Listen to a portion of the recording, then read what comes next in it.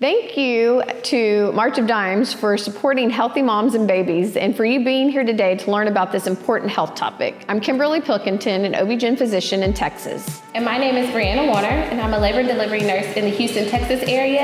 And we're going to be talking about hypertension and its Lifecourse.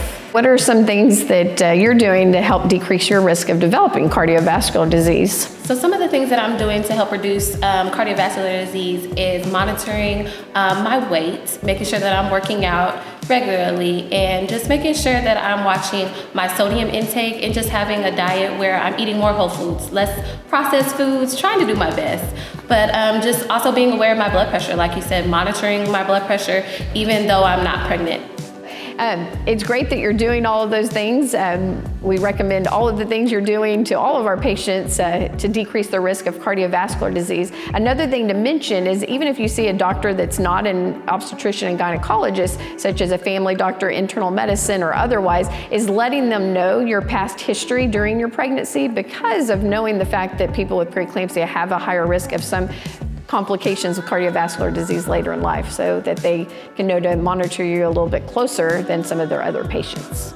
So Dr. Pilkinton, what are some things that I should be talking about for my other healthcare providers and my past diagnosis with preeclampsia? So I think just making sure that your other providers know that you had preeclampsia is very important. Again, knowing that it's kind of a forecast of things to be on the lookout for as you do get older.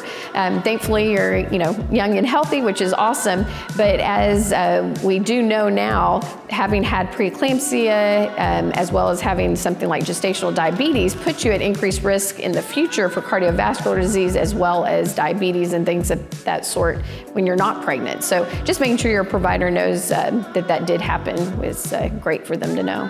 And how common is cardiovascular disease for women? So cardiovascular disease for women in the United States is actually the #1 killer, unfortunately. And so it's very important for us all to know about. A lot of people don't realize how much cardiovascular disease affects people in the US, and 1 in 3 adults in the US will be affected by cardiovascular disease. That's men and women. And since our population is, around 50% women, a lot of women will deal with some form of cardiovascular disease at some time in their lifetime. So what do you mean by cardiovascular disease? So cardiovascular disease is a big bucket of things. So hypertension is part of cardiovascular disease. Heart attacks, strokes, congestive heart failure, even some of the peripheral vascular disease, so legs and so forth, can be affected and be a cause of cardiovascular disease. So it encompasses a lot of different medical conditions, actually. So what are some symptoms of cardiovascular disease? So interesting with cardiovascular disease, we often call it a silent killer because a lot of people don't know they have it until they have major complications such as a heart attack or a stroke. The good news is coming into your provider and getting your blood pressure checked is one of the baseline things that you can do to be heart protective for your future. So getting your blood pressures checked is very important. But symptoms of worsening cardiovascular disease would be like new onset of severe headaches, dizziness. Interestingly, a lot of people that have heart attacks or angina will have chest pain or pressure, but in women, commonly it's not just chest pain and pressure. It could be jaw pain, it could be more reflux type symptoms, even a little nausea instead of the severe chest pain. So if all of a sudden you start having, more heartburn type symptoms, definitely make sure it's not your heart, and it's actually something to maybe do with some reflux or stomach issues. The other thing to think about is if you're having issues with shortness of breath that's getting to the point where you can't do your normal activities and exercise that you like to do, that would be concerning. Thankfully, preeclampsia usually resolves within a week or a few weeks after delivery, but long term, you definitely, once you've had preeclampsia, are at higher risk for chronic hypertension developing at some point in your life, as well as coronary artery disease, which is associated with heart attacks or myocardial infarctions, and then strokes, which is another form of vascular disease. You're at higher risk if you've had preeclampsia in the pregnancy in the past. Obviously, everyone's at risk for cardiovascular disease, but having had preeclampsia is something you do want to make sure your providers know about, since it does give you another risk factor. And what are some diagnostic tests that I can expect in the future? In reality, cardiovascular disease prevention and care really starts with a provider just getting a good history on you, looking at your family history, which, as we know, we can't necessarily change our family history, but it can give a little bit of insight into risk that we may have in the future. Doing a physical exam, so listening to the heart, looking at your neck, looking at your extremities or your legs and so forth. So just doing a basic good history and physical exam is crucial, as well as following the blood pressure and your other vital signs. In addition, blood work intermittently will be very good for prevention of cardiovascular disease, such as getting your cholesterol checked, knowing what your last blood sugar estimate is, knowing your blood pressure.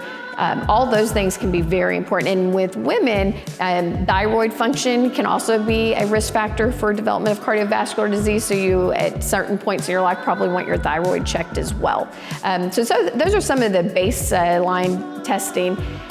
For more advanced indications, if someone was having chest pain, then you're talking about possibly doing a treadmill test or an EKG. You're also talking about maybe doing some radiologic imaging and so forth. So as we get older and our cardiovascular situation changes, there may be indication for more invasive, but in reality, most of the time for baseline cardiovascular prevention and treatment, it's going to be a history, physical, and some lab work, and maybe an EKG every now and then. Okay, Dr. Pilkinton, so as a physician, are you guys seeing disparities in cardiovascular disease?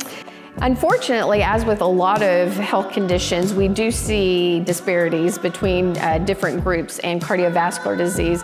So in conclusion, what do you think people need to know about cardiovascular disease? I think probably one of the most important things to know about cardiovascular disease is that it's common and that many people don't know they even have the beginnings of it. So definitely seeking preventative care is crucial. Know your numbers. Again, know your cholesterol, know your blood sugar levels, know your blood pressure levels, and speak with your provider so that moving forward, you can all be on the same page and be aware of your risk. Again, we're all learning, how pregnancy complications can impact our future health. And so making sure your providers know what happened to you and your pregnancy is going to be crucial moving forward as well, so that we can have healthier moms, healthier babies, and healthier families in the United States.